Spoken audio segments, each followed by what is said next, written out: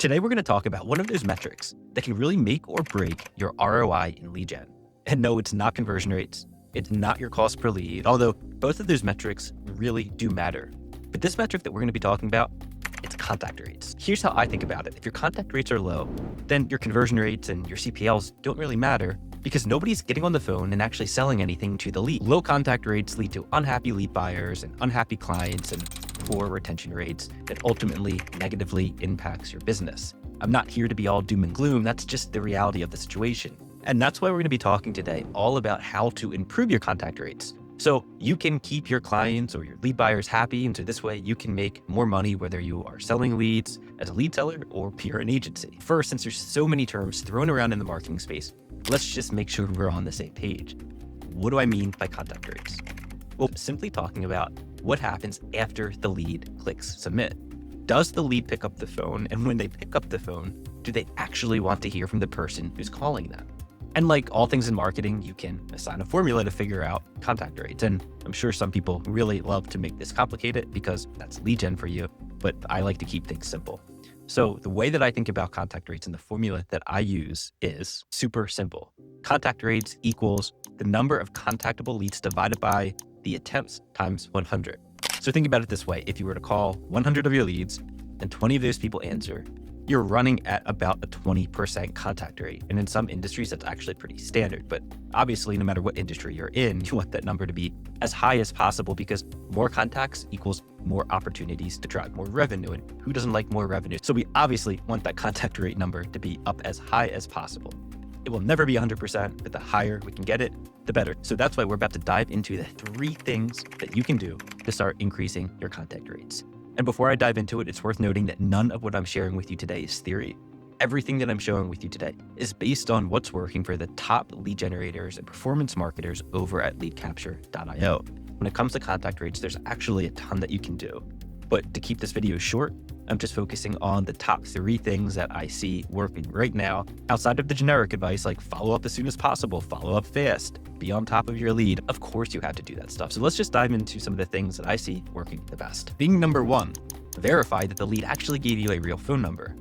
If the phone number isn't real, then the lead usually isn't any good. I can't really think of many circumstances where you would want a lead with a bad phone number. So that's why at the very least, it's usually a pretty good idea to be using some form of phone verification to increase contact rates.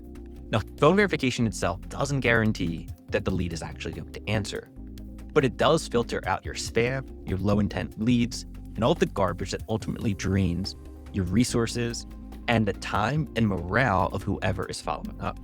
Now, when it comes to verification, there are 2 ways to verify your leads. You can do it either after submission or at the point of capture right in the phone field.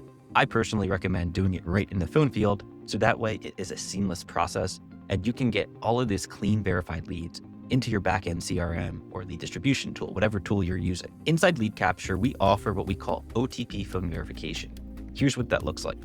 So first, the lead goes through your funnel and they answer a bunch of questions. Then they hit the phone field and they enter their phone number. Now, instead of letting them go through, we simply send them a 4-digit PIN code. Once they receive the PIN code to their phone, they actually type it in, indicating that they're actually holding their phone. And then boom, you just received a phone verified lead. And now this means less disconnected numbers, less fake submissions. And if you're sending SMS follow-up, this reduces risk on the SMS side, especially when it comes to TCPA compliance. And with email, it's the same story. If you're sending follow-up email like most people are these days, the last thing that you want to be doing is emailing invalid or disposable email addresses that could increase bounce rates and impact deliverability. So that's where real-time email verification comes into play.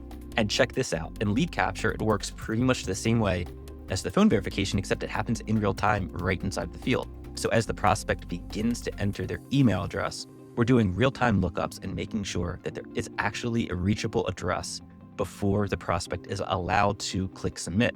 I just want to reinforce that verifying the contact details, again, does not necessarily mean that the prospect is going to pick up the phone or respond to your email. But it does increase the likelihood that you are contacting somebody who actually has real contact details, have more intent because they went through the process of verifying their contact details. If I'm submitting something like a roofing quote, and I verify my phone number, there's a pretty good chance I actually want to hear from you. Moving on to tip number 2, get your leads to your buyers fast. I really tried to emphasize fast. Hopefully you get the point. So in sales, everyone talks about speed to lead.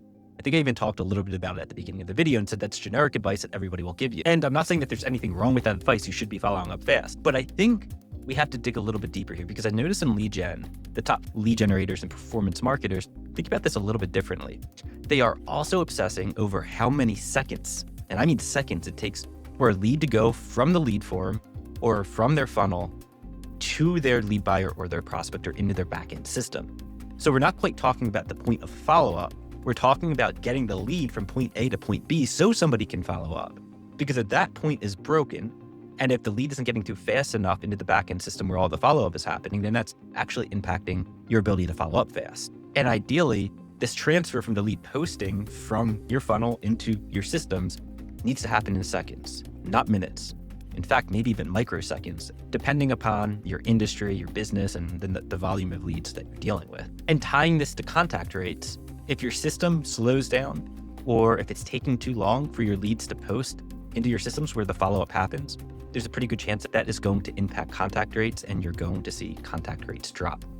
So here's the big question about this though. How do you actually control this? Because now we're getting into something pretty technical.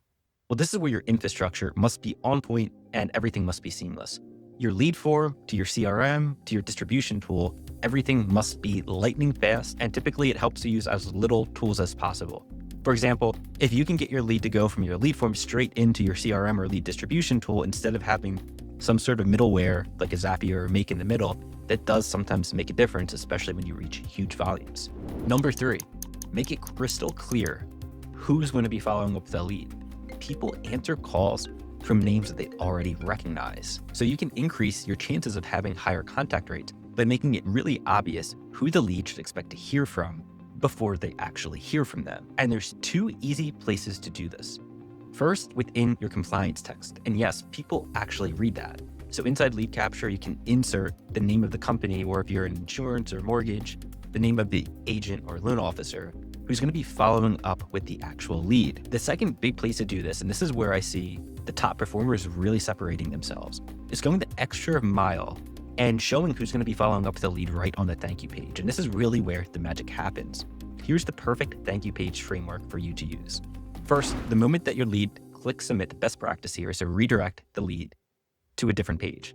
And the page should have a headline that repeats the offer and then names the person or company who's going to be following up. For example, tell them who's going to actually be calling them, and then have a line below it that tells them when the follow-up is actually going to happen. For example, you're going to receive a phone call within the next 5 minutes. And then number 3, one of my favorites, have a big CTA encouraging the lead to call right in.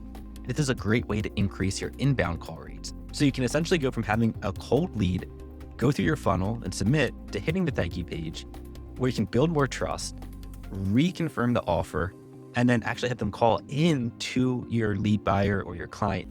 That wraps up this video. That's how you can lift your contact rates quickly and reliably.